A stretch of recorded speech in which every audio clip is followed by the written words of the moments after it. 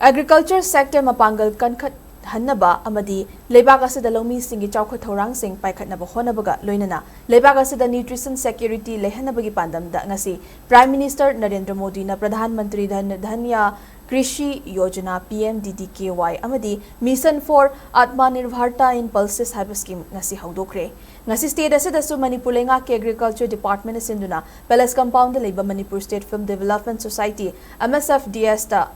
Auditorium da Haudopagi Thoramda, Manipuri Chief Secretary Dr. Punit Kumar Goel, Additional Chief Secretary Agriculture Vivek Kumar Dewangan, Additional Chief Secretary Textiles Commerce and Industry Anurag Vajpayee na sarukyaki. Ngasi Delhi da Prime Minister Narendra Modi na pangthokhiba scheme mani launch tawbagi thoramadu live telecast oina thadoktuna puna meeting taminake loinana lau singu bagi lamda thabak fazana tawrakiba lawmi khara khangatuna award pikhibaga loinana agriculture gi oiba khuchukhulai sing khusinaki. Thoramadu Manipur Chief Secretary Dr. Punit Kumar Goel na haikibada PMDDKY ase Ministry Taramathoi gi hana paikhatuna leiriba scheme kuntra tarukka convergence tawraga pothok ningthina puthokpa ngamdaba India gi district chamada paikhatkani khongthang asina pothok hengathanba sustainable oihanba madi lawfum amada tongan mahi marong thabada mateng oibada natana ithai lawkhong gi fibam amasung post harvest infrastructure fagathangani haiki Niti Aayog na develop tawba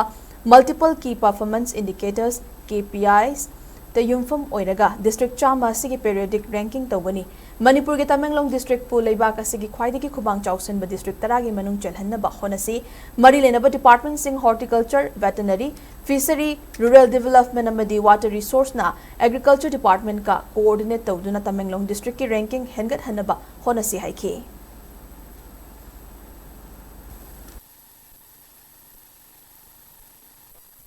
The mission aims to reverse that trend by enhancing